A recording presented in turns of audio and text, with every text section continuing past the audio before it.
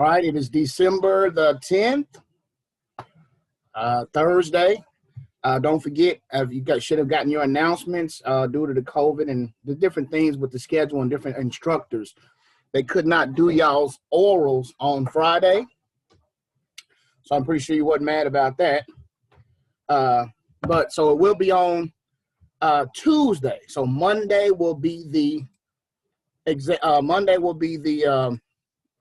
final exam. You'll have your final exam on Monday, and then you will have your oral on Tuesday. Now, after your final exam, we're going right into clinical orientation. All right, clinical. So you have to be a part of that, or you can't go into clinicals. So Monday, after we take the exam, be prepared to go right into clinical orientation. You won't have a break where you go eat and all that and come back. None of that. We're going straight into orientation because of the shortage that we have with the instructors and the time. You have to go ahead and knock that out, okay? And then Tuesday you will do your oral, okay? Now, hopefully everybody will do well with the final.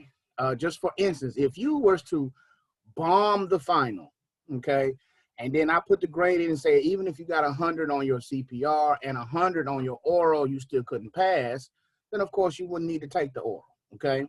But nobody is in that bad of a shape in our class, okay? So I'm just letting you, putting that out there. We will have oral on next Tuesday, and the final exam will be Monday, okay? So tomorrow you'll simply just stay home and study, okay? Study, review, stuff like that for Friday, okay?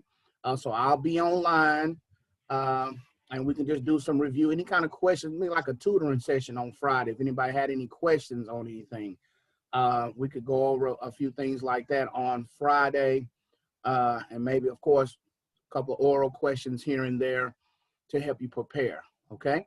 But that's where we are, and that's what we're going to be doing for Friday, okay? So you won't come to campus unless you have a makeup test. I do have 1 or 2 students that have to make up an exam, so you will come to campus on Friday to take your exam, and then you can go home. That's for those who have a makeup exam.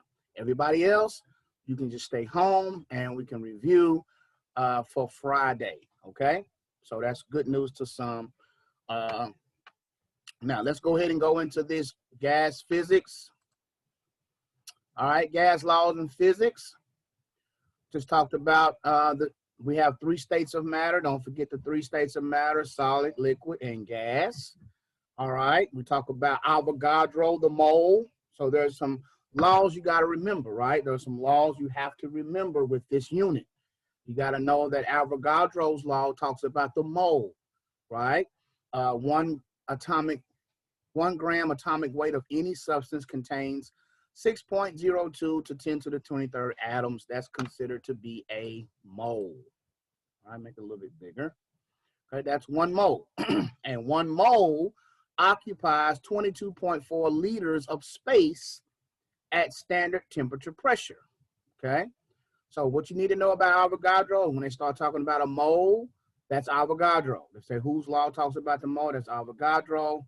Then we got into barometric pressure, and we know that's Dalton. Dalton's law talks about the sum of the individual pressures, right? So we know that oxygen and nitrogen and argon, CO2, and other trace gases exert their own pressure. And they are percentages of the atmosphere, but we convert those percentages over to pressures, right?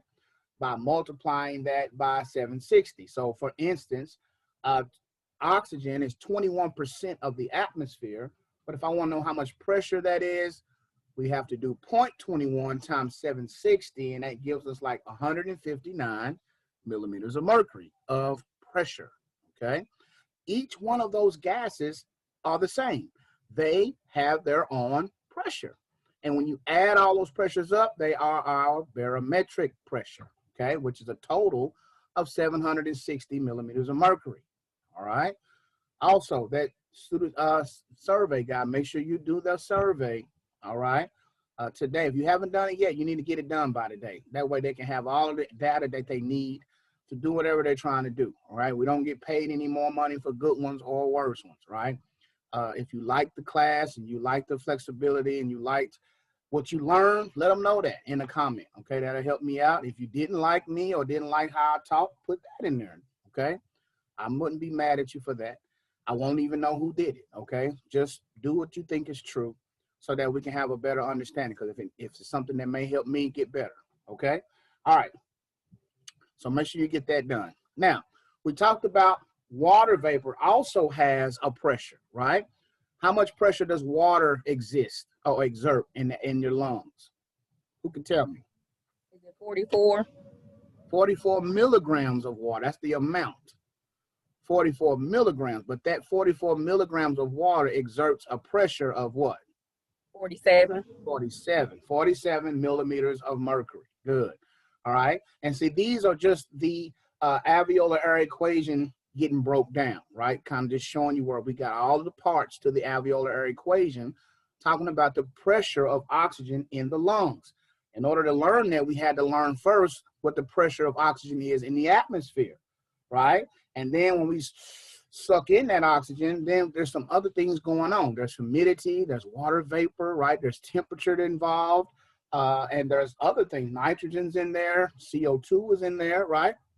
And we have to get rid of that CO2 because we need to know just what's the pressure of of alveolar oxygen, which is the big A, right? And so when we take out the water pressure, we started with 760, right? We have a barometric pressure of 760. And then we have to take out the water pressure of 47, right?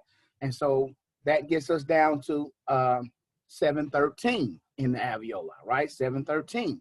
But then we have to take that 713 and subtract it, or subtract the CO2 from that, right? And whatever the CO2 divided by the RQ, when we subtract that from that, then we can have a pressure in the alveoli. Then, of course, multiply that by the FiO2, and that is what the pressure would be, okay? That's how we came up with that. So Dalton's law talk about all of the gumbo, okay? Barometric gumbo. All right, here go those concentrations again. Of course, oxygen, 20.95, so we just say 21%. Nitrogen is 78%. Argon is about 0.93%. CO2 0.03%, and trace gases 0.01%. Okay, each one of these percentages have their own pressure. So be prepared to answer those questions or be able to convert those when you have a test. Okay, they may say, how much pressure does argon exert in the atmosphere? You should be able to tell them that. You should be able to put that in the formula and tell me how much pressure argon exerts in our atmosphere. Okay, so put that in the chat and tell me now. Put that in the chat. Put it in the chat. How much pressure does argon exert in the atmosphere? All right, I'm going to do it with you.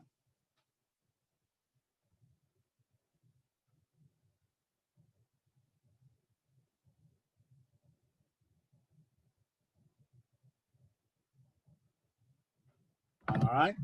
And you can round to the nearest 10th, right? Just round to the nearest 10th. So put it in the chat and tell me how much pressure does argon exert? Okay, Miss Rose, you're a little bit off with your decimal. Your decimal is off. So make sure you put the right decimal when you multiplied it from the get-go, okay? Make sure you have the right decimal when you're multiplying, okay? You got the right numbers, but your decimal is off.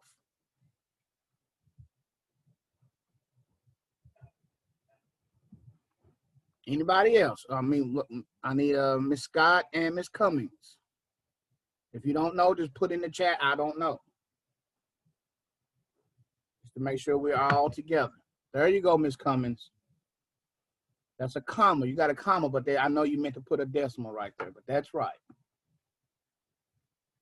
Okay, Miss Scott, not sure. Okay, so don't forget, when we multiply, or when we are trying to convert these percentages into pressures, you have to first turn this percentage into a decimal. Even though it's already in a decimal form, it's still a percent.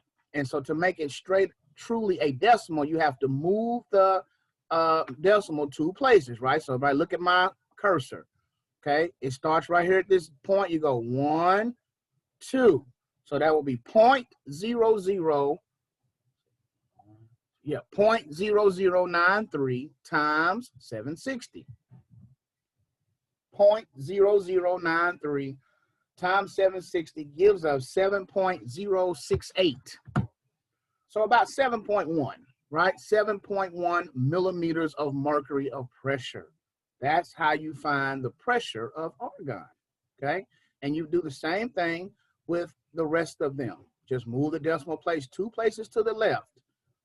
All right, to go from percentage to decimal, you got to move it 2 places to the left. All right, so don't forget that. You may see that. All right, so this is just, again, the application of Dalton's law to the lungs. We've already talked about that part. This is simply the alveolar air equation. Make sure you know all the components of the alveolar equation, okay, and how we got to where we got. At the end, 99 millimeters of mercury is about the partial pressure of oxygen in the alveoli. It should come out to about 99 millimeters of mercury, okay? Once we have the 760 minus the 47 of water pressure, that gave us the 713 millimeters of mercury, right? And then we have to multiply that 713 by 21.21 because that's the oxygen that they're breathing.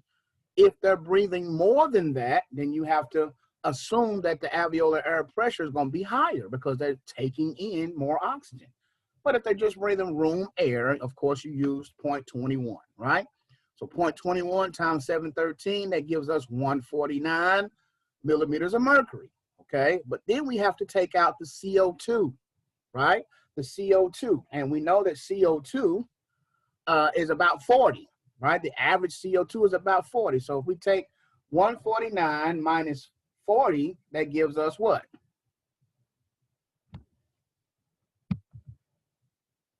109.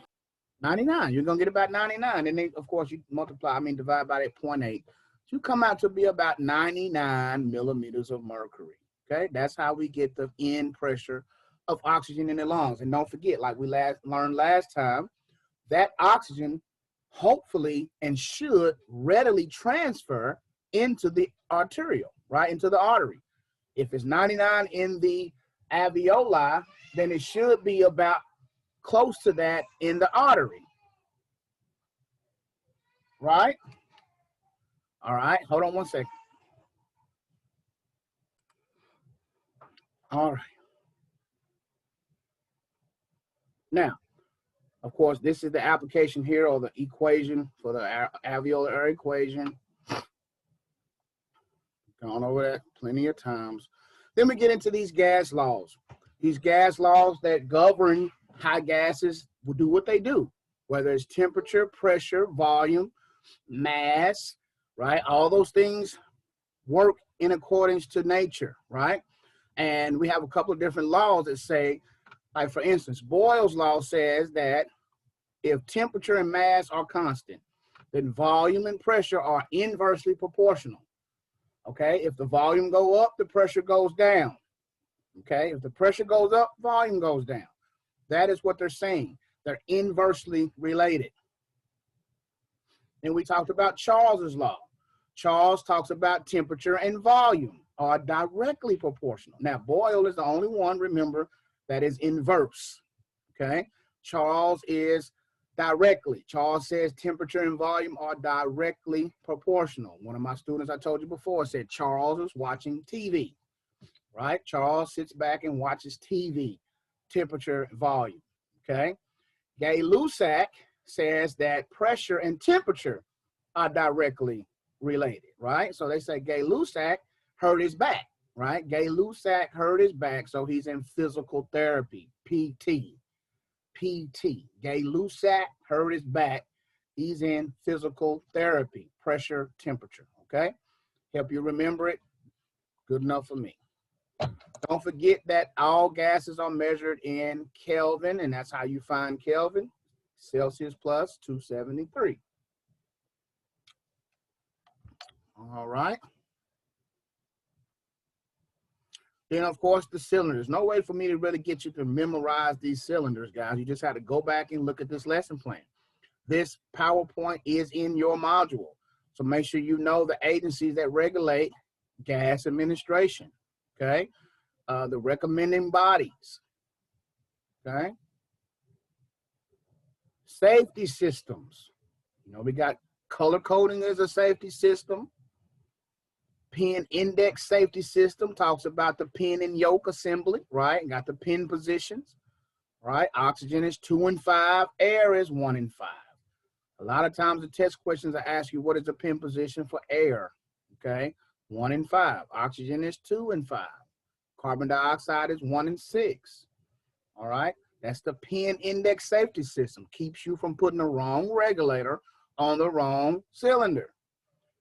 And it's also for the pissant tanks, right? The little smaller tanks. And then we have the American Standard Safety System, the ASSS, for the big ass tanks, right? The large tanks bigger than E cylinders.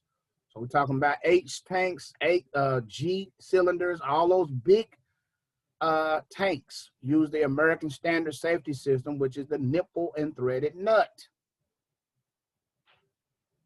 All right. And then, of course, the DISS, right here, diameter index safety system. Now, it should have been separated, but it wasn't, which is everything after the regulator, right? So everything after the regulator is regulated by the diameter index safety system, the DISS,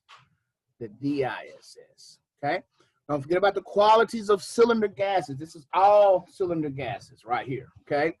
You got some flammable ones, you got the non-flammable ones, which support, and you got some that support combustion, all right? The flammable are ethylene and cyclopropane. Those are flammable. Non-flammable, of course, is nitrogen, carbon dioxide, and helium. All these are non-flammable gases. But then you have some gases that support combustion, and that will be oxygen or anything that has oxygen in it. Helium is a non-flammable gas, but if you have a heliox mixture, then it now supports combustion, okay? And then, of course, nitrous oxide is also a gas that supports combustion. Don't forget about the cylinder markings. That's on the front and the back of your cylinders. Okay, take it over there. Cylinder markings on the front and the back. Don't forget about how often they should be filled. Make sure you are aware of how much they should be filled to, right? The recommending filling pressure, and then how much are they able to be overfilled, right? Which gets us to 2200, okay? Then the qualities of oxygen, because we deal with oxygen mostly, right? So the qualities of oxygen itself: colorless, odorless, tasteless. The atomic weight is 16. Molecular weight is double that, which is 32. This is very important. The critical temperature of oxygen, right? Critical temperature of oxygen for it to stay liquid, right? We're talking about a liquid. In order for oxygen to stay liquid, it has to be negative 118.8 Celsius or negative 181.1 Fahrenheit, okay? It has to be that if it is to remain a liquid, right? Above this temperature, it's going to turn into a gas, okay? It's going to turn into a gas. So that governs or makes us decide how we want to store it, right? We know that liquid is way more economical, right? It lasts a lot longer. It's a bit more dangerous, but it is a lot more economical. Therefore, hospitals and companies that use a lot of oxygen will store it at liquid state, okay? They will store it in a liquid state, right? And let it distill through the pipes as it goes through the walls of the hospital, all right? When it comes to the wall in the hospital, it is now at a gaseous state, okay? It is now at a gaseous state. All right. Now, how long will those cylinder gases last, right? Shh, be quiet, Marty. How long will those cylinder gases last? What you want?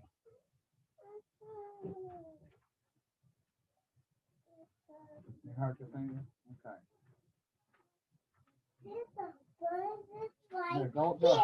Yeah, go up, brother. Go up, brother. All right. So, tank factors. You got to know your cylinder factors. E cylinder, 0.28. G cylinder, 2.41. H cylinder, 3.41. Hattie Patty pies, right? Pies, the number 3.14. 8 cylinders are Hattie Patty pies. H, 3.14, right? Don't forget, those durations of flow, guys, are in minutes. You have to convert them into hours by dividing by 60, okay? All right. This was just some kind of safe cylinder handling, how we should always carry the tanks. You won't have much of this on the tank, on the test about how you're supposed to do it. This was something that more for laboratory benefit, how you did it in the lab, how you were able to do it, the process of starting a tank and turning it off, right? All right. How often should we test cylinders? How often are the cylinders tested? Every 5 to 10 years. And they are, what is the process called? What is the process in how we test it every 5 to 10 years? What kind of testing is it? Just let them come, Eden. What is the testing called? Anybody can remember? What's the name of the test that we run on cylinders every 5 to 10 years? Is it like a hydrolysis? Something with water. Hydrostatic. Yeah, hydrostatic testing every 5 to 10 years. And they just put it in a tub of water and fill it up with air. If the water moves, that means it's a leak somewhere in the cylinder. Okay, it's just water displacement. All right. All right, this is just some different types of, go back over your bulk storages. Won't be much bulk storage stuff on the test. Yeah, it's not much bulk storage on the test.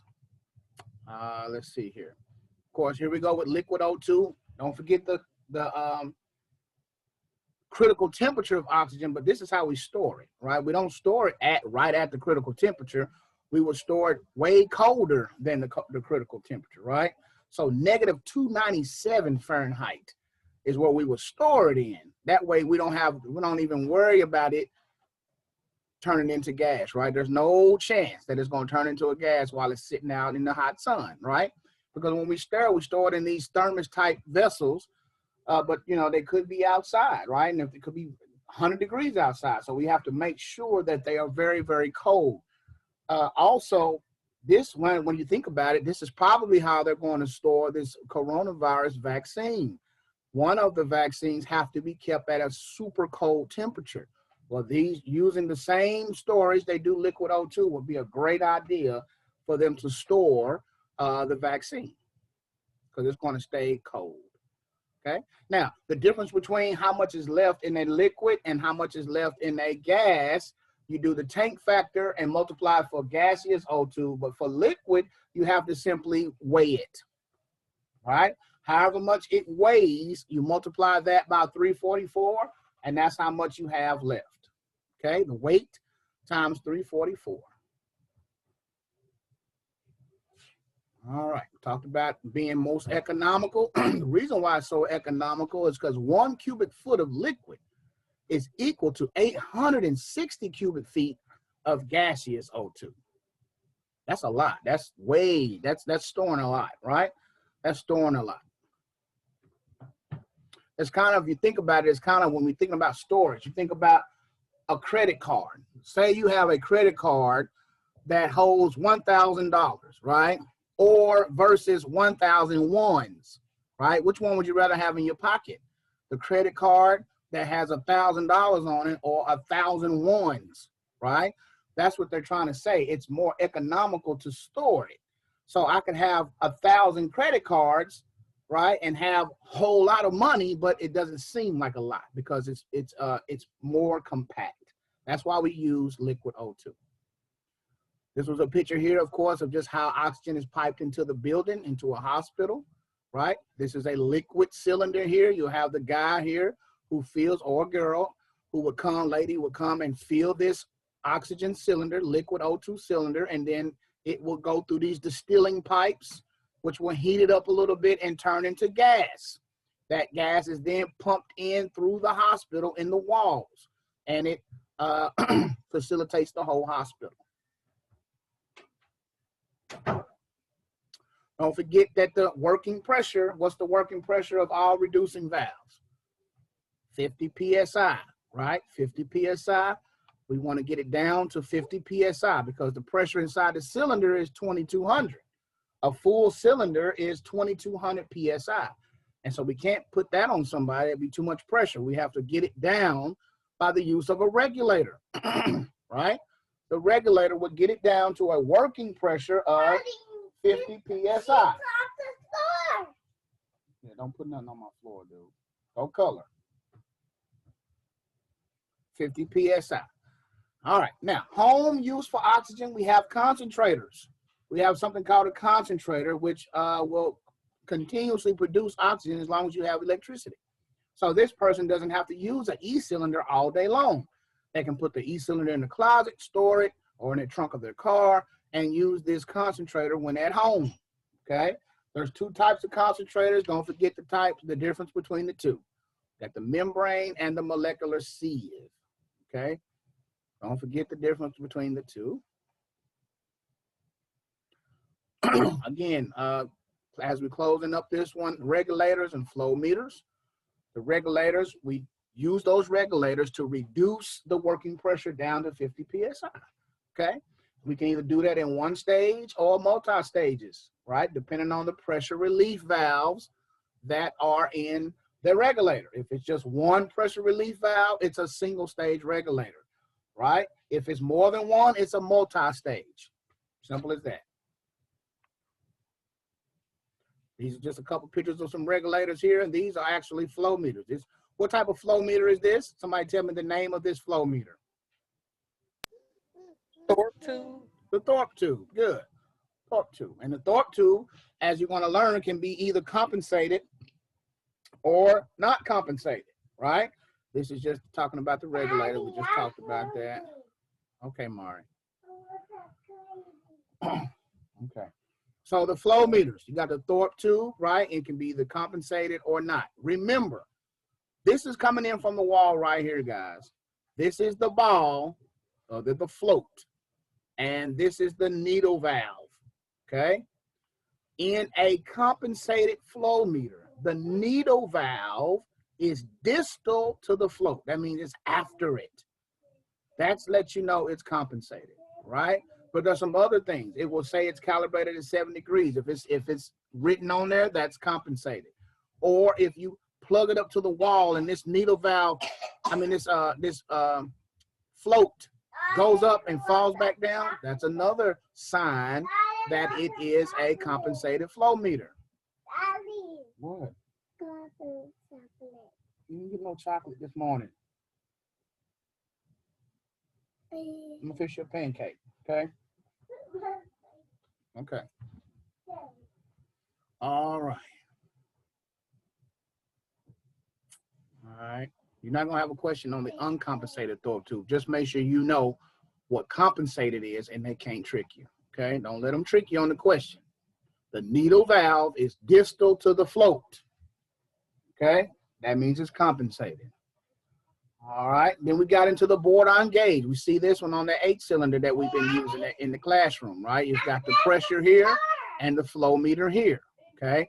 This is the board-on gauge that tells you the pressure, right? Tells you the pressure.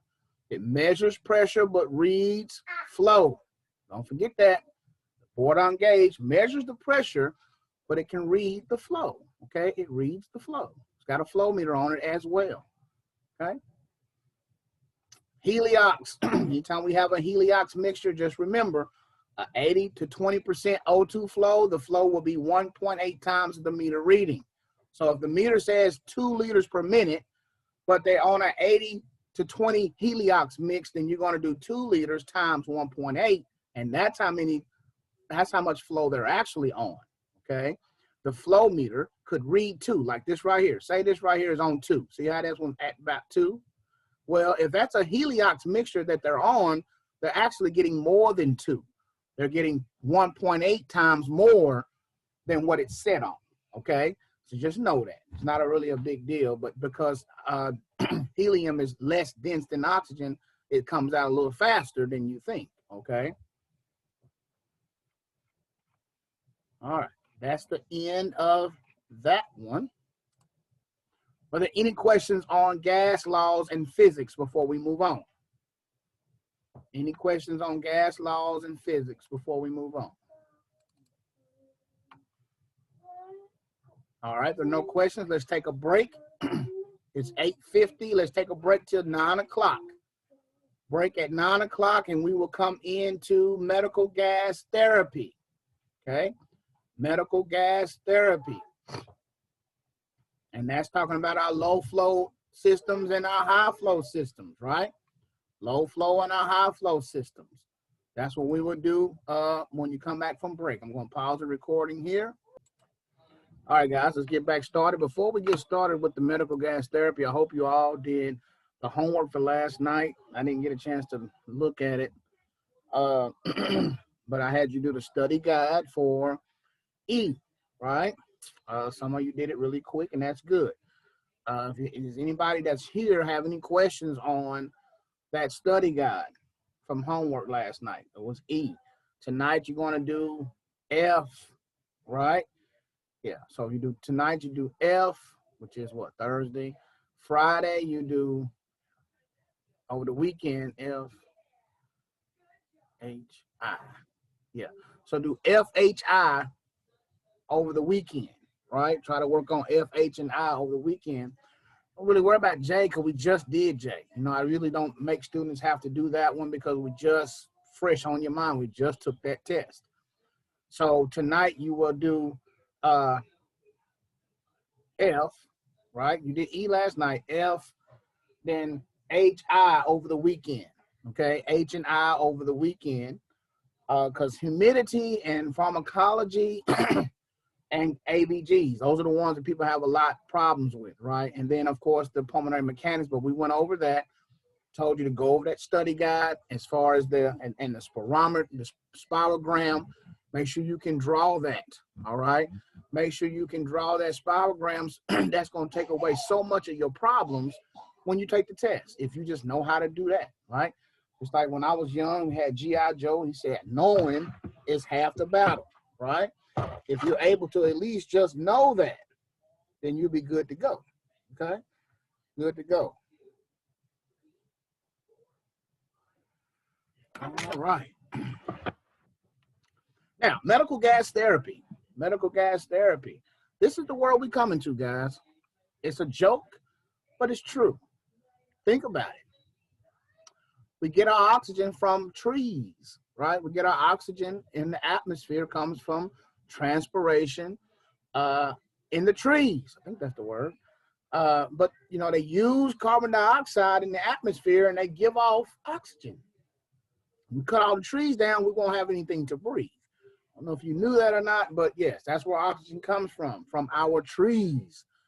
And so this is how it's coming with all of the pollution and all of the issues, the pandemic, all of the mess that's going on in the world today. We're looking to have to be walking around with a tree on your back and a mask, okay?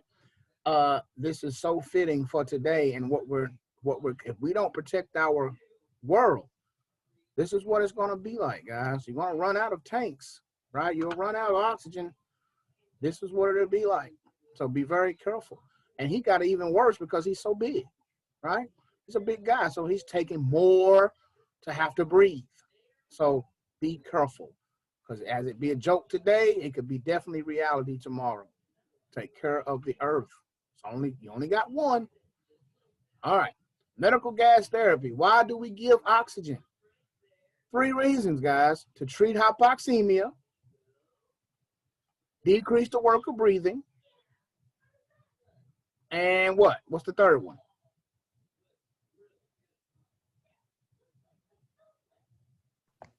Decrease the heart work. Decrease the work of the heart. Good. Your husband told you, didn't he? Nah, just playing. No, not this time. I guess it on my own. Oh, okay. All right. So decrease the myocardial work, the work of the heart, guys. All this stuff is going to happen, and it happens because of those central and peripheral chemoreceptors.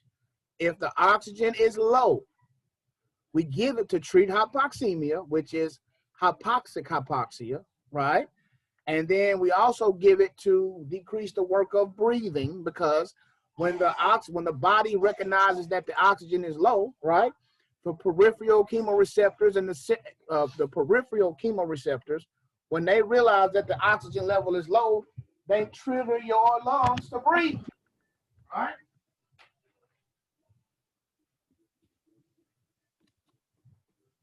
They trigger your lungs to take a deep breath. You need to breathe a little bit more. Hey, you need to breathe, right? Not only that, but they make the heart beat faster.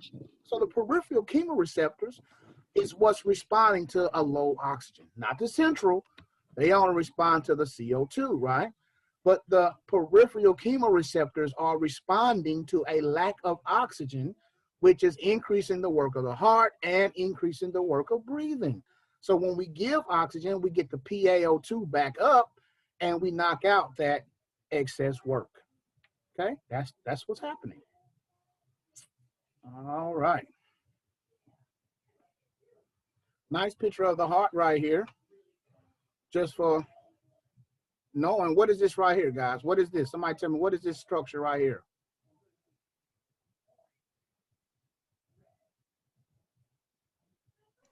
The aorta. The aorta. That's the aorta. What is this one?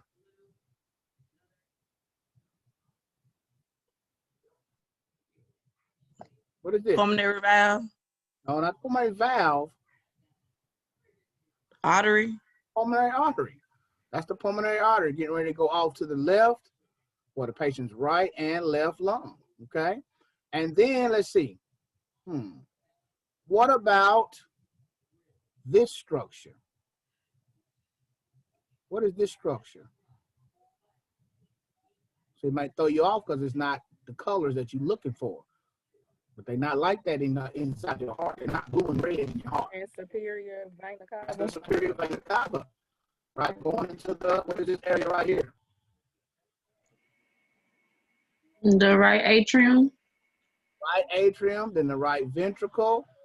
Then this was the left, then it go from the right ventricle into the pulmonary artery to the lungs, then return from the lungs via what are these?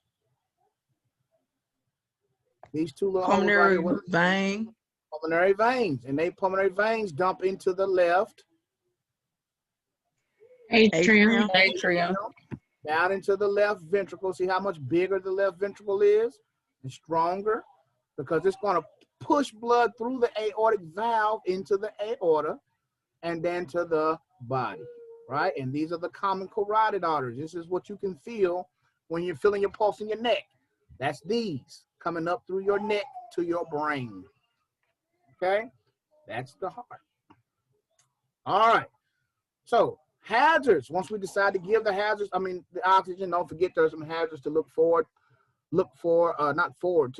into to make sure you're not causing them, right? The first hazard is oxygen toxicity caused by FiO2 and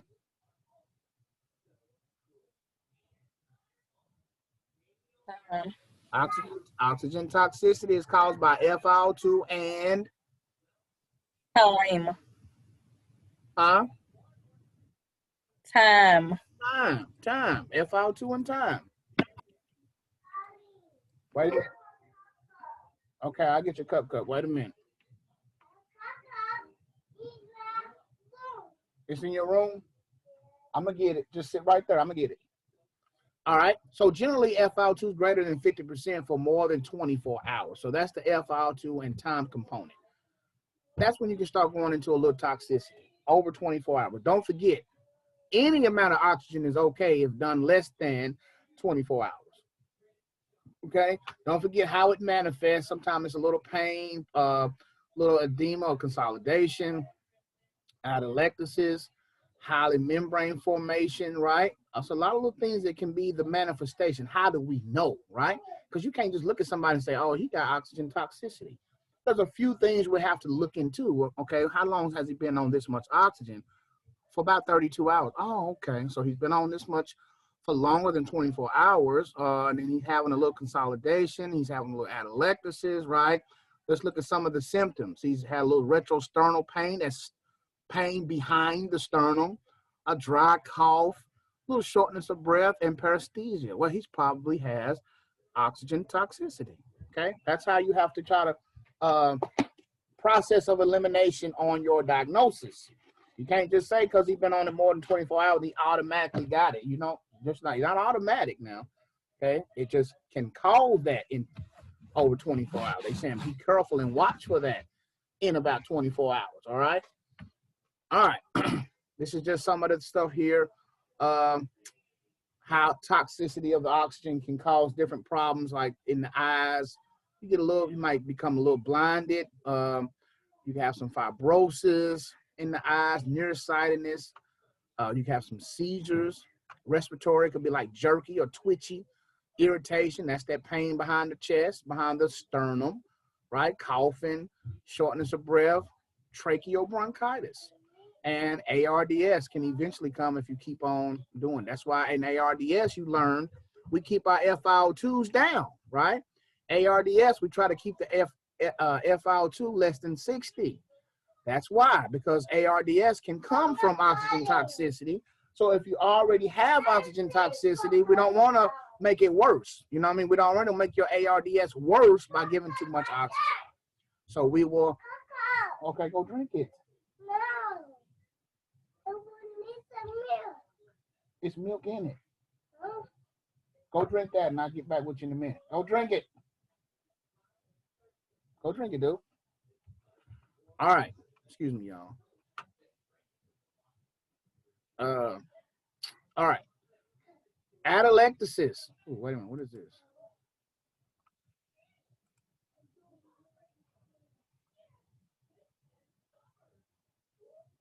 Oh, absorption atelectasis. I was trying to figure what it was because I'm using this format here. Absorption atelectasis, guys, is the next one, right? The next hazard of O2 therapy. Absorption atelectasis is two things: high FiO2s and what? Obstruction. Obstruction. So when you have a question, it might say something like,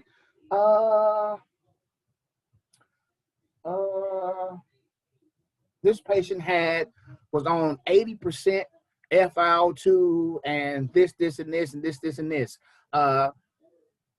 Does that mean he has absorption atelectasis? You can't say yes. If they don't say high FiO2 and the patient has an obstruction, you cannot say absorption atelectasis, okay?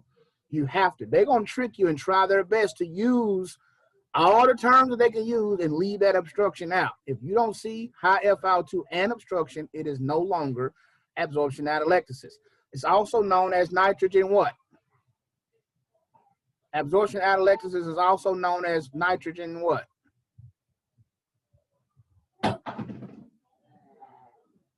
Anybody remember?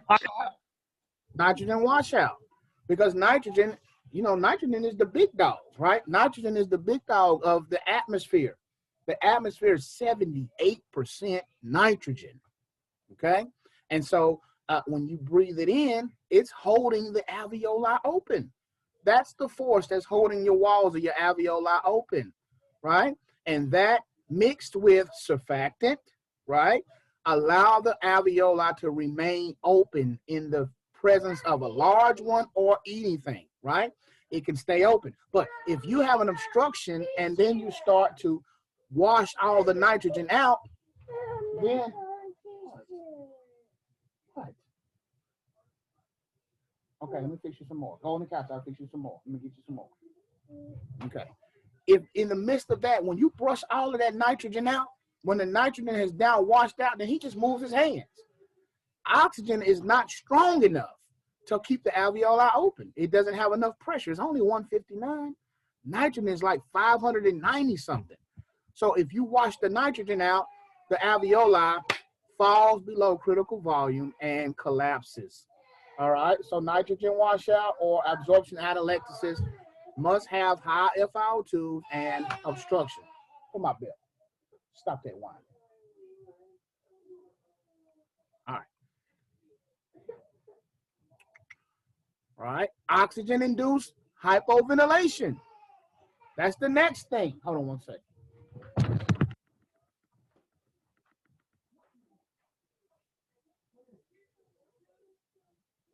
Get up on the couch. Now, what do you want?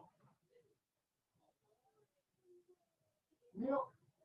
Okay, I said I'm going to get it, Mark. Damn. Get on the couch and quiet.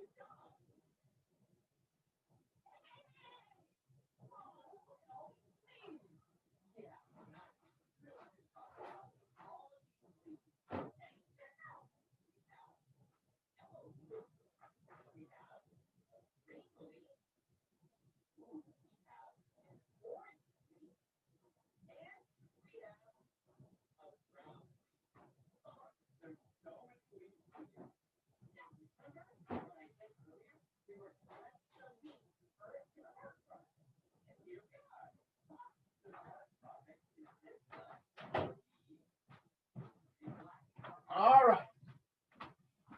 Come on, come on.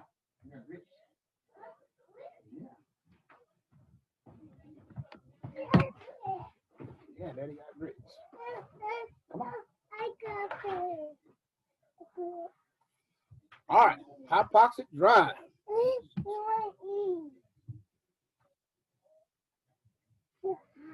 It's hot. Just wait a minute. All right. So, oxygen-induced hypoventilation, guys. That's just simply when you're somebody has COPD or is a hypercapnic person. You got to be careful giving them too much oxygen because they have smoked away their central chemoreceptors. So they no longer respond to central chemoreceptors, right? They only respond to the peripheral chemoreceptor. And the peripheral chemoreceptors respond to what? Wait a minute.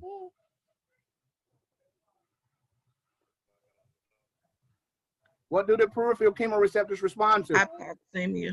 Hypoxemia. So that's the only thing that allows them to breathe, right? Is having a low PaO2. And if you knock that out, then the patient don't want to breathe anymore. So that's called knocking out the patient's hypoxic drive. Wait, boy, it's hot. All right. This is just a little picture here. Now that you learn hyperinflation, restrictive and obstructive, this is what their patients look like. Chronic bronchitis, right? The chronic bronchitis patient looks kind of like this. The blue bloater. They always look a little cyanotic. They kind of look bloated a lot. That's how they look, okay? And then the person with emphysema, pink puffer, right? The person with emphysema is always frail looking, right? You ever seen anybody with emphysema? They just look kind of frail. They have a mild cough, pink skin, person, you know, if you're Caucasian. But accessory muscle use, right? Tachypnea. Their breath sounds are low because they can't get the air out here, right? And so that is how he looks. When you get into the field, you'll notice that, okay? Your chronic bronchitis and your bronchiectasis people, they kind of look like this. And your emphysema patients are more skinny and frail, okay? Then the next or last hazard of oxygen therapy would be RLF or ROP, right? That's simply saying that if you have too much PaO2, if the PaO2 is too high in a baby, you can cause blindness, okay? And just remember that it's going to ask you how much millimeters of mercury should we keep the FiO2, I mean the pressure less than what? Less than what?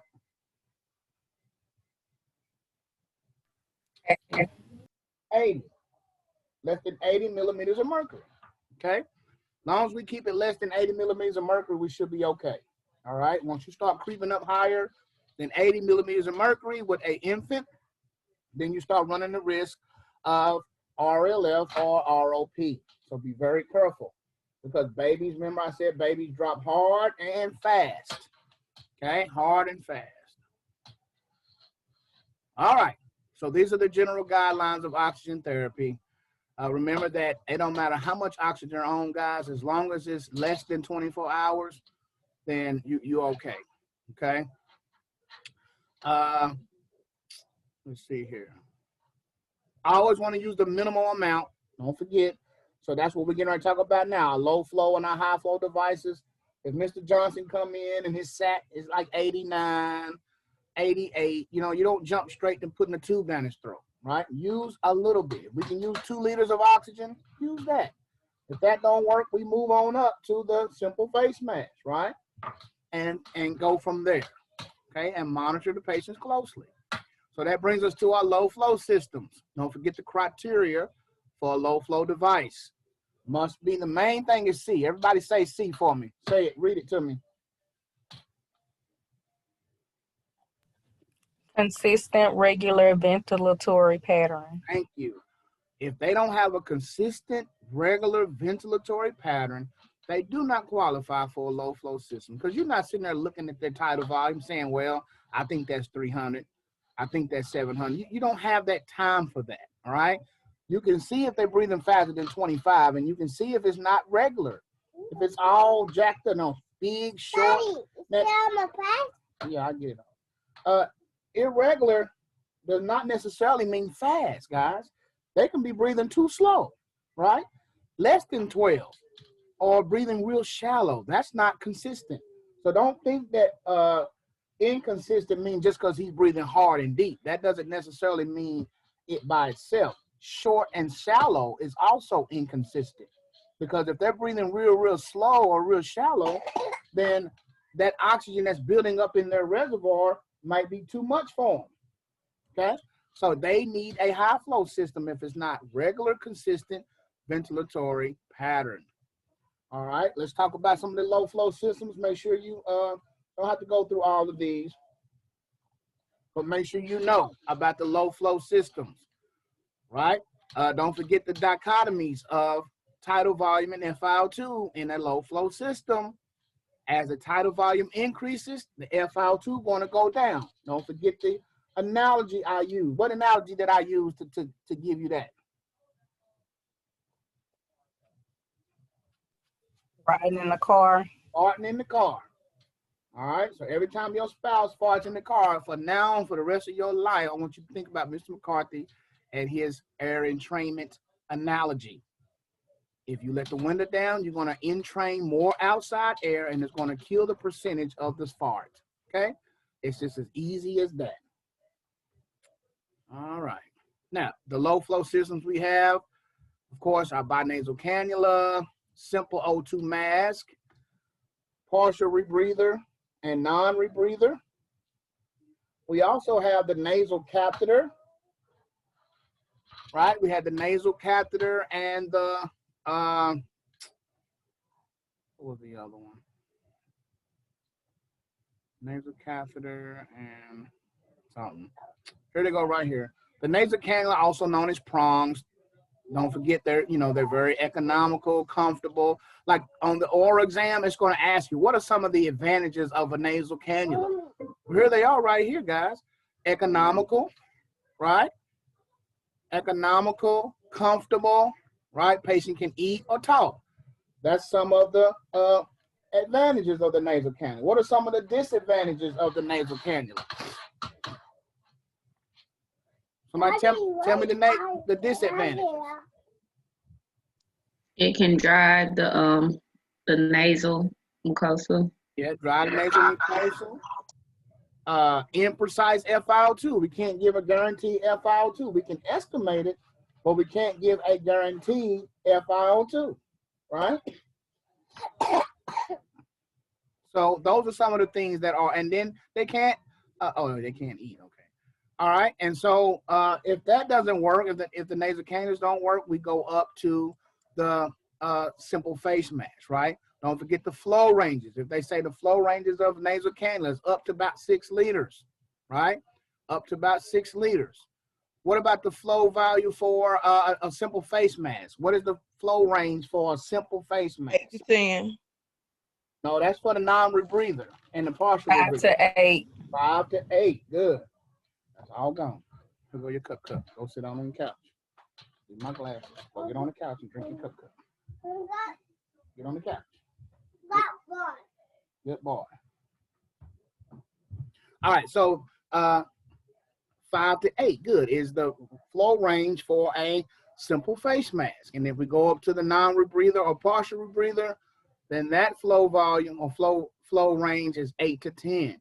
But no matter if it's at 10 or not, if the bag collapses on a non-rebreather or partial rebreather, then you must increase the flow.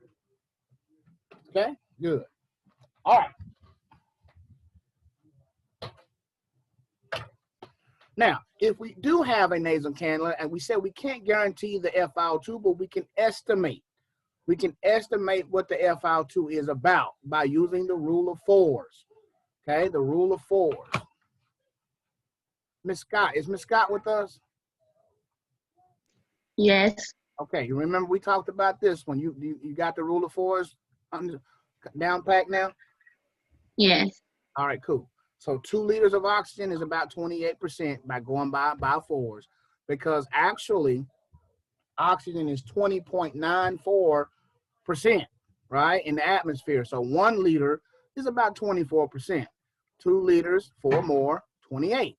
3 liters, 4 more, 32, right? And we do that up to about 6, and that's about as far as we go. Go on the couch with your cup. Get up on the couch and watch TV. All right, this is the rule of 4s again here. It goes all the way up to 10, but we usually stop around 6. Okay, we stop around 6. All right, the nasal catheter. There it is. The nasal catheter is similar to the indications for a nasal cannula, but you insert that one right into the nose and goes down in the mouth to the uvula. When you see it drop down below the uvula, you just pull it back a little bit and tape it there. What you need to know about the nasal catheter is it's a low flow device that must be changed every 8 hours. Okay, every 8 hours. That's all. Very rarely will we use that one. Then we have the simple O2 mask. Okay, you can get FiO2s about 35 to 55% in a simple O2 mask, right? So it's moderate concentrations depending on the ventilatory pattern. The flows are 5 to 8, and it must be at least 5 so you don't build up what? CO2. CO2. It's less comfortable than the nasal cannula because a lot of people don't like stuff on their face. But not only that, what can the patient not do with that mask on? They can't eat. It. Eat. You say it can't eat? No, they can't eat. Oh, they. Yeah, they can't eat. They can't eat, right? And a lot of people are claustrophobic. They don't want anything close to their face like that. So it could be a little less comfortable, right? But it must be at least 5 liters so you don't build up CO2 in the reservoir. The mask is a reservoir. Not only is the mask a reservoir, but you have an anatomical reservoir, what would the anatomical reservoir be? Reservoir is anywhere where oxygen can build up in between breaths. The mechanical reservoir would be either in the mask or the bag, if it had a bag, but the anatomical reservoir is what? Somebody tell me what is the anatomical? In your, I think I'm gonna say this right, your nasothorax. I mean, yeah, your nasal pharynx. pharynx. I knew I was gonna say the word wrong. I knew I was gonna say All it. right. I know what you mean. The nasal or oral pharynx, up in there, up in your, behind your nasal and your oral passage, is a reservoir. That's your anatomical reservoir. So if your respiratory rate is real slow, then as you in between breaths, there's a lot of oxygen building up. Because don't forget, guys, the oxygen coming into this simple face mask is 100%. Don't think that it's only 35% coming through. This is connected to the oxygen tank. It is 100% pure, unadulterated oxygen, right? The only thing that bleeds the FiO2 down is the fact that you're entraining air as you breathe, okay? You're entraining air around your nares for a nasal cannula, and you're entraining air through this mask, through these holes, okay? So if it's regular, consistent, they say it's about 35 to 55%, if it's regular and consistent. But if you're not regular and consistent and you're just taking one breath every minute, then this is pure oxygen building in here and in your reservoir. So when you finally do take a breath, that's pure oxygen getting in your lungs. So it's important that you have a consistent ventilatory pattern, because this is pure the oxygen coming through here, okay? It's designed to bleed it down based on how you breathe, okay? That's why we can't guarantee the FiO2, because if you breathe inconsistent at one point and then consistent another point, it changes. That's why it's unreliable, okay? Let's see. So that's the simple O2 mask. Then we get into the partial and non-rebreather.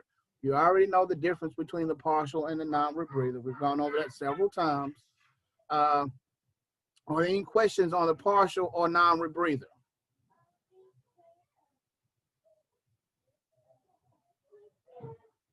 Okay. All right. High flow systems. A high flow system, now this is when we meet all the patient's demand. So you got to first know what the patient's demand is, right? So how do we find the patient's demand? Let's see, Miss Rose. How do I know how to find the patient's demand, what they even are demanding? How do I know?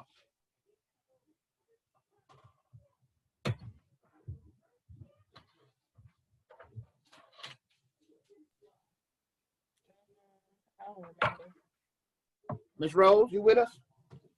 I don't remember. Oh, okay. Anybody, Miss Cummins or Miss Scott, do y'all remember how to find the patient's demand? 3 times minute ventilation. 3 times the minute. Stop, Mari, don't take that off. 3 times the patient's minute ventilation. Good, that's their demand. So the patient is breathing 12 times a minute at 500 tidal volume. Their minute ventilation is 6.0 liters. That's their minute ventilation. But his demand would be 18 liters per minute, because 3 times 6 is 18. Okay, that's how you find the patient's demand. Then you have to find how much are you delivering in your system by using the magic box to find total flow. Okay, so total system must be 3 times the patient's minute ventilations right here. Okay, high flow systems. Consistent, predictable, and measurable FiO2. So no matter how they breathe, a high flow device is going to give me a precise FiO2. Okay, don't forget the criteria of that. Anybody who does not qualify for the low flow will have to use a high flow. What are the systems? Well, the Venturi mask, we talked about that. It's a high flow, but usually low concentrations. Venturi masks are based off that Venturi principle. Okay, the mask itself is just a Venturi mask. It's got the little, we'll show you on the pictures coming up, but it's based off the Venturi principle of air entrainment. The more open the windows are, the more air entrainment is going to come in. The more closed the windows, the less air entrainment. Mark, get up there. No, sir. No. Not going to make no mess with this stuff. No. Hush. You're doing too much. Watch me and hush.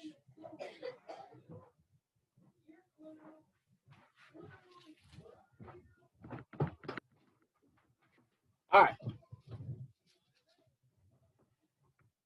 And then the Bernoulli principle. Now, when we get off of the Venturi mask and go to something like aerosol T-piece, aerosol face tint, aerosol trait collar, right? Those use the Venturi and the Bernoulli principle, right?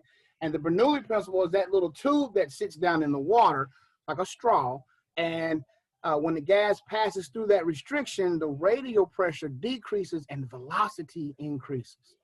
Okay, so Venturi and Bernoulli are both at play in our large volume nebulizer high flow systems. All right, this is just a picture of some of the Venturi air entrainment devices. You got some that are real sophisticated, like this one. I've never seen one of these in real and in the field, but I do see these.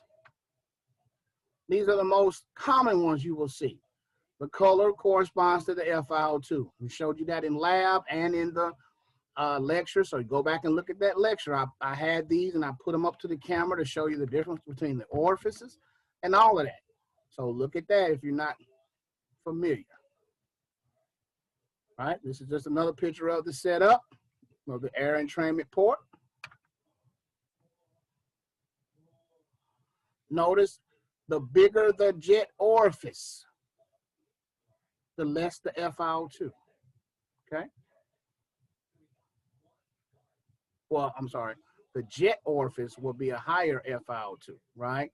The bigger the jet orifice, the more oxygen's coming through there. What bleeds it down is the air entrainment port, which will be the square. So this right here, guys, look at my arrow. These holes right here are the air entrainment ports. That's what outside air is being sucked into. But the jet orifice will be on the other side of this. It's inside here. You can't see it, but inside of here will be either really small or bigger. That's these things here, right? This one, see how this one's a little bit bigger, a little bit wider, and then a little bit wider. The wider the jet orifice, the more oxygen is coming through. But the air entrainment port will bleed it down, okay? Don't forget about the protector. Why do we use this protector right here? This aerosol entrainment collar, that's what it's called. It's called an aerosol entrainment collar. What's one reason we use this? To prevent any, like you said, like the bedding, like if they cover it and it's they get pure oxygen. Good. So if you cover that up, if the bedding or the sheets or pillow or whatever is covering it up, then they're getting pure oxygen. You have to be careful, because especially if he's a COPDer. What's another reason for this part right here? What's another reason we use this collar? Medication. Medication. Good. All right, then we get into the mist tints or croupettes. A mist tint is simply a plastic tent large enough to enclose the whole child. It's a plastic tent. All right. The liter flows for that is 12 to 15 liters per minute. Make sure it's at least 12, not to build up CO2, right? We use the mist tent or the croupette for babies who have croup cough. Okay, so if they have the croup, that's what we used to give them. It's nice and cool in order to cool the throat and to deliver oxygen and medicine if need be in the croupette. Okay, that's a croupette. This is also a little croupette. Then we have the isolette or incubator. A lot of people call it an incubator. The isolette is a chamber designed to provide a thermally controlled O2 enriched humid environment for newborns. So the isolette or incubator is hot, right? It's heated, right? The mist tent is cool because croupette is a swelling of the throat. So we have cool mist to reduce the swelling, right? Cool mist. But for the isolette, it is a warm, humidified environment, okay? It's warm just like the mother. It's trying to mimic the belly of the mama. That's what it's trying to do. And it has little holes and ports for you to stick your hand in and manipulate the baby or whatever you need to do to the baby while he or she is still in here, okay? Access provided through the side ports and maintain a consistent FiO2. That is the isolette. Still talking about high flow devices. Then the head box. Head box is still warm and humidified air, but it just covers the head of the baby, okay? Minimum flow, 7 liters to flush out the CO2, okay? Now, all of these minimum flows won't be on the exam, but it might be a couple, okay? I don't know, I don't remember exactly. I know the simple face mask minimum and reasons why is on there for sure. But you might not see the head box, what's the minimum flow for the head box and all of that on the final exam, okay? Leave them alone.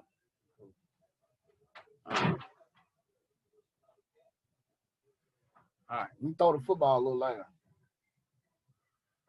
Aerosol setup. Now these are your aerosol this, aerosol that. We've done all of these till the cows come home. Eating. Oh, never mind. I got my charger right here. I need my charger. We've gone over those till the cows come home, guys. Those aerosol face mask, aerosol T-piece, aerosol tray collar. Whatever you put on the end is what it's called, okay? Whatever is placed on the end of your setup. So you start with the large volume nebulizer, right? He's right here. This is the large volume nebulizer. You put one large bore tubing on there and then a water bag or a water trap. Then you put your second large bore tubing on there, right? And then whatever you put on the end, that's what it is, okay? Don't forget that you have plenty of data and lectures and videos. I don't know, it's under your cover. Look under your cover. You have the Flippy. We've got plenty of videos and everything, guys, for this stuff. So go back and look at the labs. Go back and look at the lectures. You guys really have an advantage because a couple of classes before you, we didn't do any recording lectures. So it was simply, if you weren't there, you had to get the notes from somebody, come to tutoring. But you guys really have it good. You have everything that we've ever taught at your fingertips. All right, then cascades. Cascades, that's what this thing is. Remember, this is a cascade, which you have a heater here, and it heats the water in the cascade. And you have the source coming from whatever source it is, goes across that heat water, picks up that moisture, and comes to the patient, right? Usually with a high flow device, okay? Then we talked about hyperbaric therapy. It's not really much to remember about hyperbaric. You do need to know some of the benefits of hyperbaric chamber, right? You know, at 1 atmosphere, we are 760. So at hyperbaric therapy, they go down to 2 or 3 atmospheres. And that makes the pressure of oxygen much stronger, right? And we call that super saturating. Super saturating. Get that out your...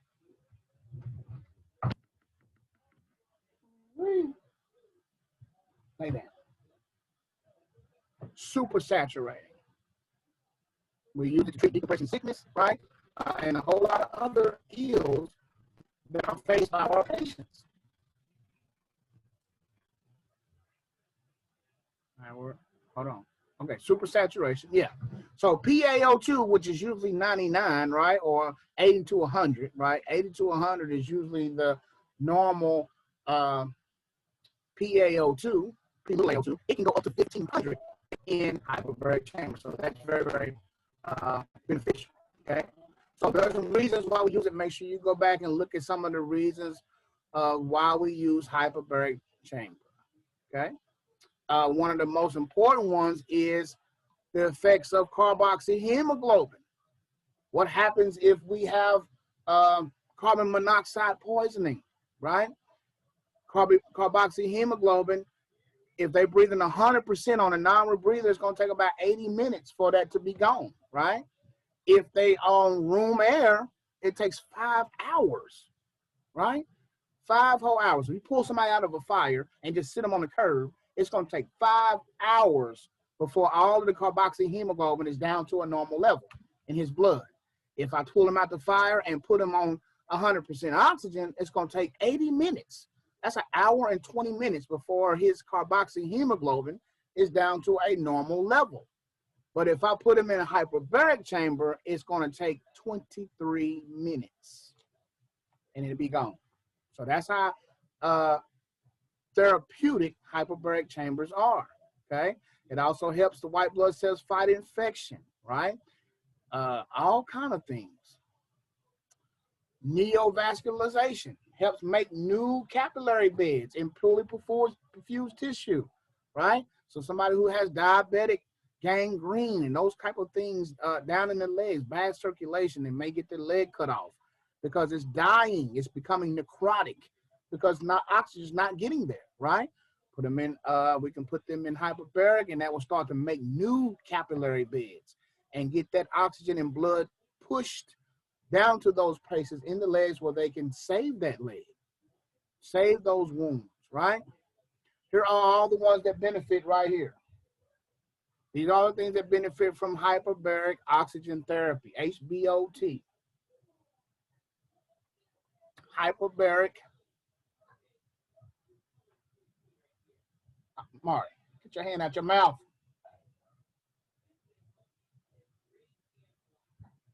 All right, these things here. Now, what you need to know about as far as, don't forget, the equipment is simply monoplace or single place, okay? Monoplace means one patient goes in it, and multiplace is where there's several. It's dead, it's got a charge. Tap is dead. Watch cartoons. The multiplace, how is the multiplace pressurized? What is it pressurized? Does anybody remember how do we pressurize the multiplace hyperbaric chamber? Which gas is pressurized? With room air. Room air. Good. Excellent. It's done with room air so that everybody doesn't have the effects of that oxygen. This worker, right, this respiratory therapist, he doesn't have to necessarily have that supersaturation. So if it's a multiplace, we can put everybody in there and pressurize it down to 3 atmospheres with room air. But then in order to get the benefits of the oxygen, each person has to wear an oxygen mask, hood, something, okay? That's what they all have on, little oxygen masks. But this respiratory therapist guy here, see how he has something on his ears to keep his ears from popping, right? He has some earplugs or headphones on to keep his ears from depressurizing, but he's not breathing in all that good oxygen. A multiplace, how is the single place? The single place is pressurized with what?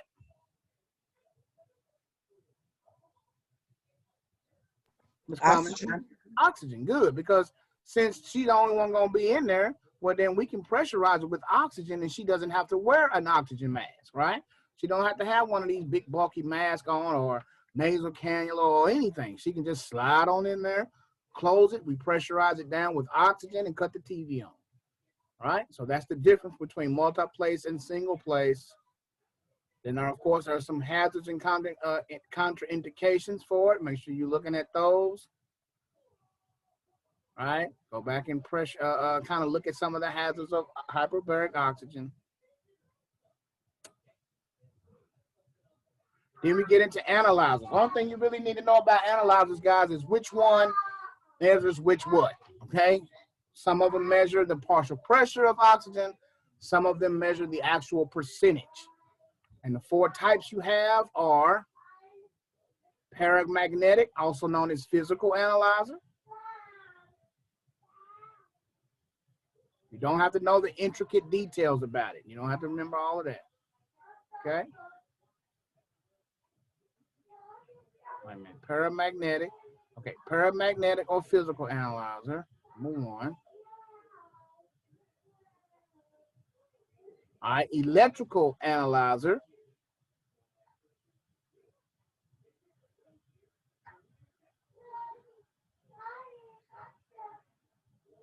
And then you have the electrochemical analyzer. An electrochemical analyzer has 2 types, galvanic and polographic. They're both electrochemical analyzers. Again, you don't have to know about the cathode and diode and all that intricate stuff. Kind of overkill. And then you have the chemical analyzer. So you have 4 types. You need to know which ones measure what. Now the chemical, excuse me, you won't see much about that, about the chemical one. And I barely ever have seen that in use, okay? But the 4 types, make sure you know which one measures partial pressure and this one measures the actual percentage. All right, calibration. Remember calibration. Get back on that couch. Calibration was very important, right? how we calibrate it. So these are the steps here about calibration, right? When you first calibrate it, you calibrate it to air and then oxygen. But then when you're trying to test or analyze a specific FiO2, then this is what you follow, step 2 and 3. Okay? So for instance, if Ms. Cummings told me that Mr. Johnson is on about 75% FiO2 and I'm going to analyze it, then I'm going to calibrate to 21% first and 100% last, right?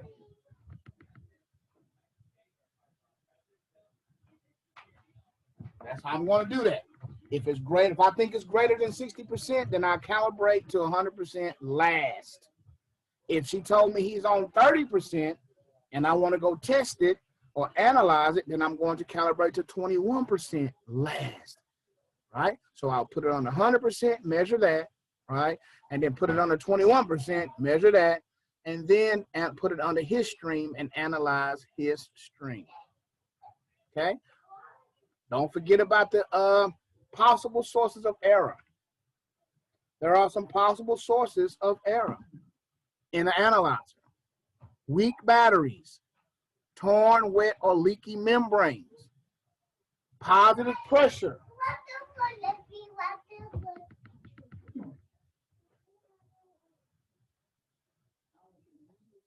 Oh. What? Which one?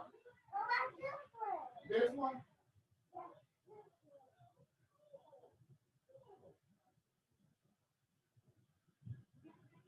right, leave it alone.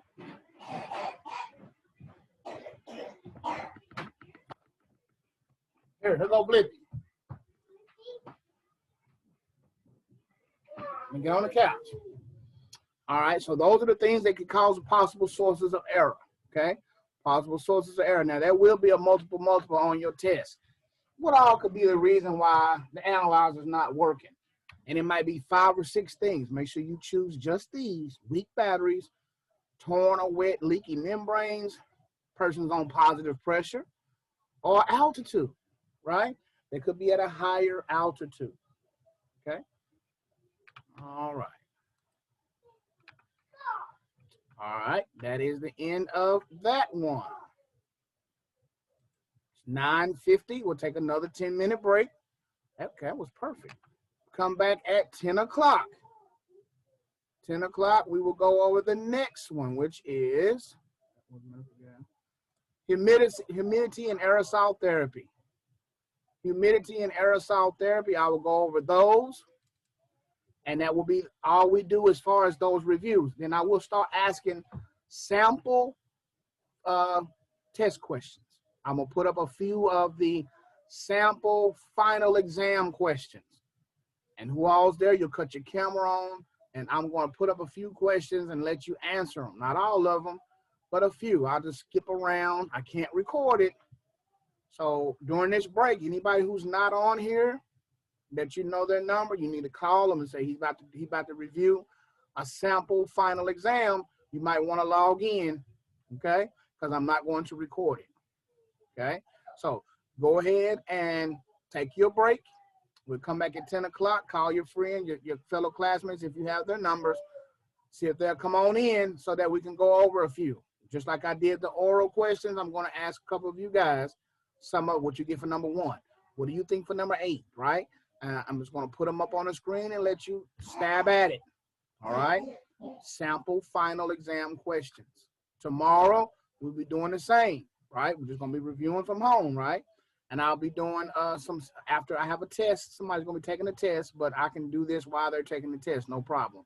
I'm going to be going over some sample final exam questions. What you get for this, what you get for that, and then if you have any questions on that, I explain it to you, okay? But this is all in preparation because Monday is the day. And it's going to be, you're going to get a final exam, which is 26% of your grade. 26%. So it can make you or break you guys. So take it serious. 100 questions. See you back at 10 o'clock for a sample test questions and our aerosol and humidity therapy review. All right, you pause record. All right, aerosol and humidity. Humidity, don't forget that humidity is different than aerosol. Humidity you cannot see, aerosol you can see, right? All right, humidity is water in a gaseous state, also known as water vapor, molecular water in gas. Then we have potential humidity and absolute humidity, right? We talk about relative humidity and how to find that. Don't forget how we find relative humidity. Absolute over potential times 100. All right. There is a true statement about alveolar gas. The humidity of alveolar gas at 37 degrees, which is body temperature. Don't forget that the alveolar gas holds 44 milligrams per liter of humidity. And that amount is also exerts a pressure. And that pressure is 47 millimeters of mercury, right? Then we have a term called humidity deficit. Humidity deficit. Somebody tell me what humidity deficit is.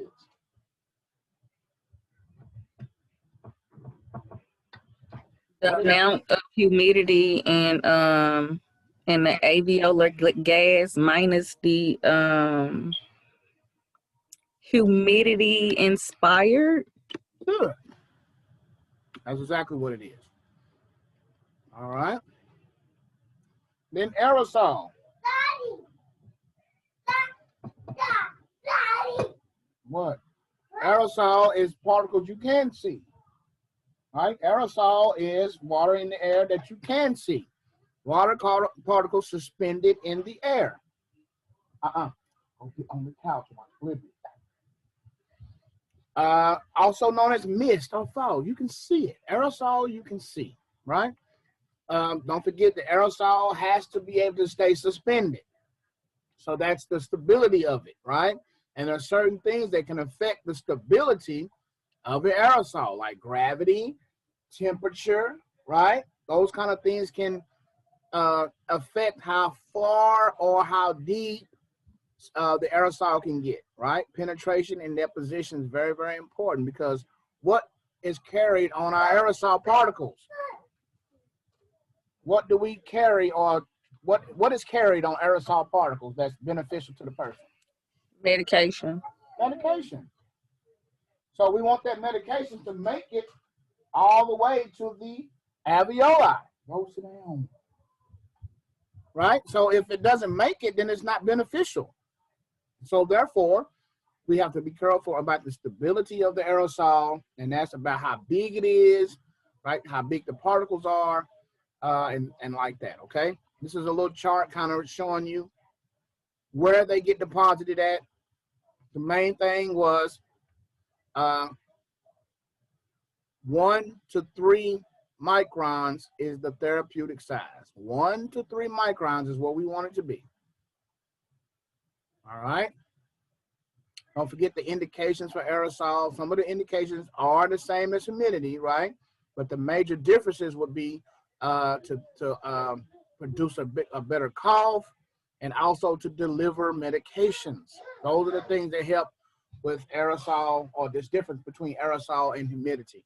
Now, humidifiers. There are some humidifiers that are used. We have low flow humidifiers and we have high flow humidifier. What is the only low flow humidifier we have?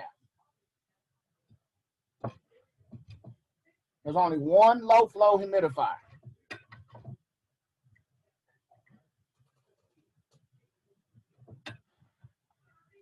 Bubble. Good. The bubble humidifier. That's the one we use for the nasal cannula. That's the only low flow humidifier we have. The rest of them are for high flow devices. Now, for instance, the Passover, which is and you have a wick type and you have the membrane type of Passover, right? Then you also have the Cascade, right? But if we look at it, the membrane type is we have the heater down here, you have the water, right? And then you have a thin little membrane right there. And what happens is the water is soaked into that membrane and then gets aerosolized. Dry gas comes in here, picks up the moisture, and goes out to the patient. That will be the membrane type. The one you just saw was the wick type. It's got like two candlesticks or like two paper-like sticks that go down in the water that suck up the moisture, and then that moisture is picked up by the dry gas that's transporting through. Very simple. The book shows you really good diagrams on it as well. All right. Here it is right here. Therapeutic range of an aerosol is 1 to 3 microns. Don't forget that nebulizers are a potential source of nosocomial infections. Always use caution when using electric nebulizers. And they add fluid to the body. So we got to be real careful in how much aerosol you're giving somebody, right? Because if you give them too much aerosol, you may contribute to fluid overload. All right, then we got into postural drainage, the CPT and postural drainage, right? This is simply knowing where your segments are. Know where your segment is and get that segment up in the air. That is the trick. So whatever segment is infected or affected, that is the segment we want to get up in the air, okay? Some of the indications of this drainage will be COPD, dehydration, acute pulmonary disease, right? We also may even do it prophylactically to patients we know always has it. Mr. Johnson come in every December. He has an exacerbation of his COPD, and he always seems to get mucus trapped in his superior segment of his left lower lobe.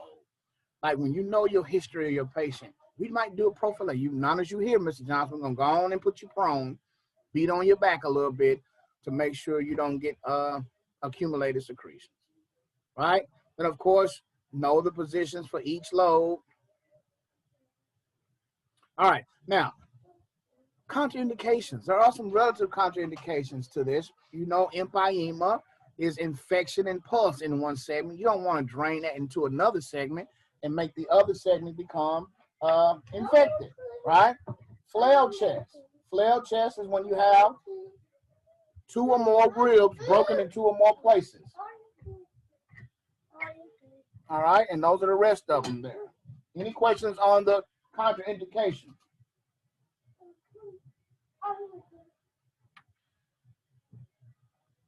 Okay, percussion.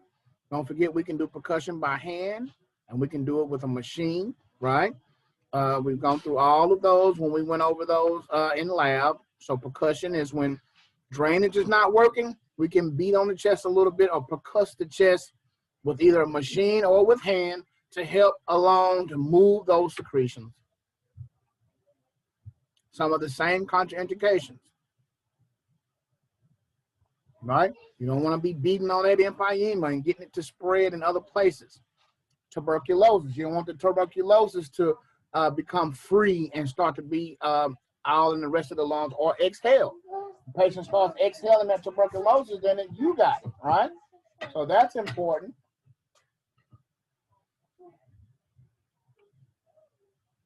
It's the technique there. We know about the technique. Don't bone on breast.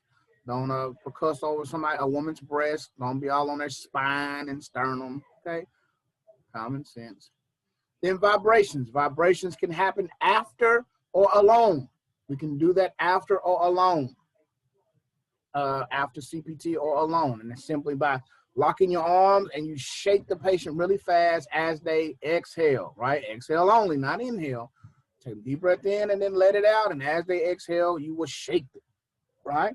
We can do that if they're not able to tolerate CPT or in conjunction with CPT. Then we went over some of these patient cases the other day when we showed this last time. You did really well with these. Just kind of what would you do stuff. Okay. That's pretty much that one. Like I said, you can always go back and look at those recordings, those actual lectures when we took our time in teaching those lectures. They're there for you to look at. Okay. All right. Now I want to put up, I want everybody who's on here, if you can, cut your camera on So I know to ask who to ask. I hate asking if somebody's gone.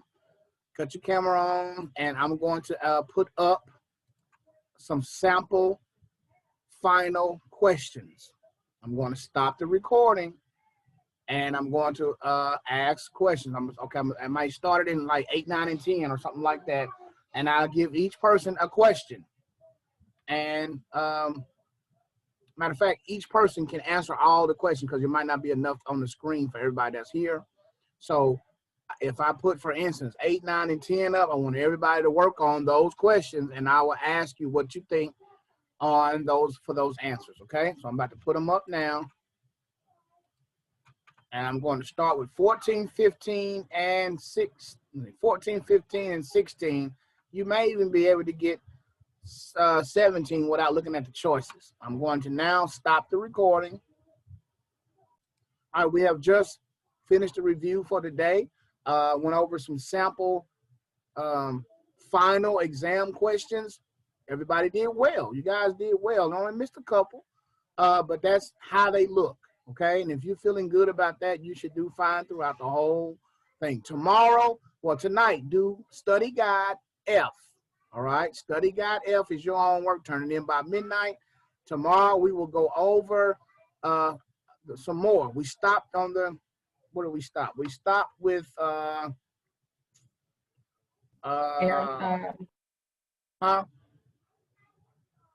Was it aerosol and humidity? Yeah, aerosol. So after aerosol, well, that's H. So tomorrow we're going to do pharmacology, which is I, and then we can go over a few restrictive and obstructive and hyperinflation, right? Because I and J, that's it. Tomorrow we'll knock out I and J, review, and then we will practice a couple of more sample questions like you just did. I think we did about, what, 15, 16 questions today? There's 100 questions. So tomorrow I'm going to start near the front of the exam questions. So like the number 1, 2, 3, you know, I started in the middle this time, and we'll knock out a few of those tomorrow. And then that'll be it, guys, for your homework for the weekend. You just need to knock out, she's doing F. Yeah, H and I. Just knock out H and I over the weekend. Study guide. Study guide H and I will be over the weekend. Okay, and then Monday you come in bright and early, knock out your exam, final exam, and don't forget, you have directly after that, you have to do the clinical orientation. Okay, clinical orientation. So be prepared to be here for a little while on Monday. All right. After that, Tuesday you'll come in and do the oral exam, and then start doing your CPR. Your CPR stuff will be open for you to knock that stuff out. And once we get that done, you know, we're done. So you know, of course you'll have to come back in and knock out that check off, but we'll discuss that more on Tuesday when you take your oral, okay? How the CPR is gonna roll, all right? How we're gonna finish up with everything. We'll talk about that Tuesday. So tonight, knock out F, and I'll see you tomorrow to finish up the review, practice questions, and prepare for yourself. Have a good weekend for the final exam. I'll see you tomorrow morning.